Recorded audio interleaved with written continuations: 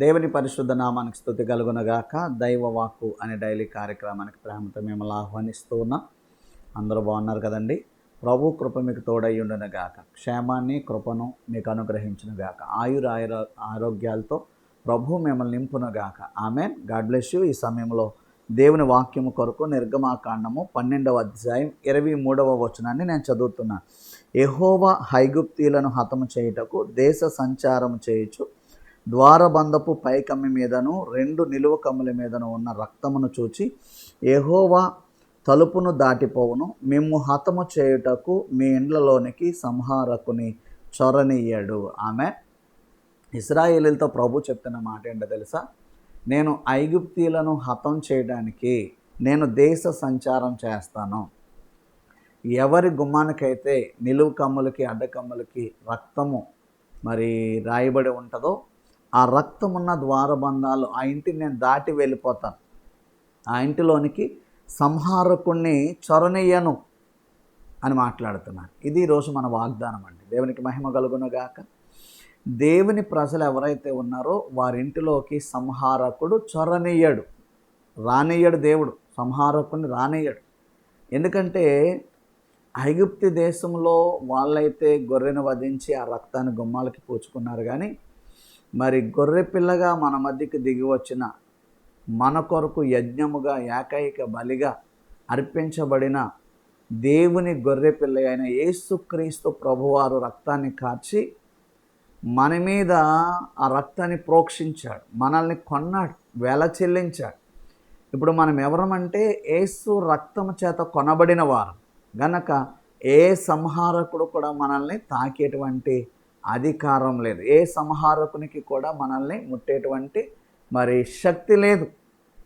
ఎందుకంటే యేసు రక్తము ప్రతి పాపముల నుండి విమోచిస్తుంది, ప్రతి శోధన నుండి తప్పిస్తుంది, ప్రతి విధమైన వ్యాధి నుండి తప్పిస్తుంది. వాక్యంలో ఉంది కదా 91వ కీర్తనలో, ఏ తెగులు నీ గుడారమును సమీపించదు అని ప్రభు సెలవిస్తూ ఉన్నారు. ఈరోజు దేవుని సేవకునిగా నేను జ్ఞాపకం చేస్తున్నా, ఏ సంహారకుడు కూడా నీ ఇంటిని తాకడు. ఎంతోమందికి భయం అండి.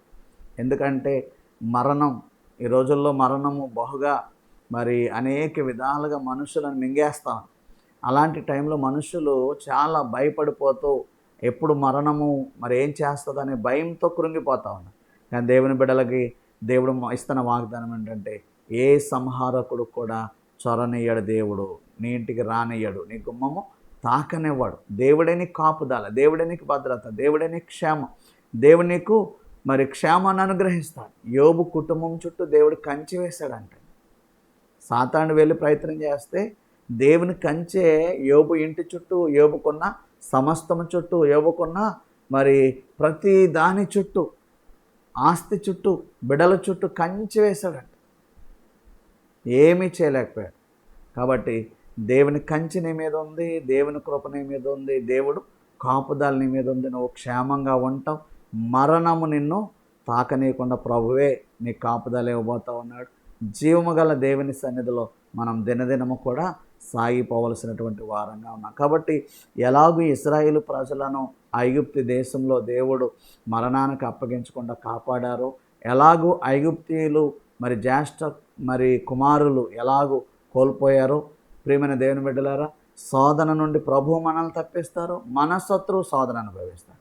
గనక అలాంటి కృపతో దేవుడు మిమ్మల్ని నింపాలని, దేవుడు మీకు క్షేమాన్ని దయచేయాలని, ఈ వాగ్దానం నీ ఇంటిలో నెరవేరాలని, ఏ సంహారకుడు చొరబడకుండా నీ ఇంటి చుట్టూ యేసయ్య రక్తపు కంచె వేయబడాలని, ఆ సిలువను విశ్వసిస్తూ ఆ రక్తాన్ని మనం నమ్ముతూ ఆ రక్తంను ప్రోక్షింపబడి మనం ముందుకు వెళ్దాం.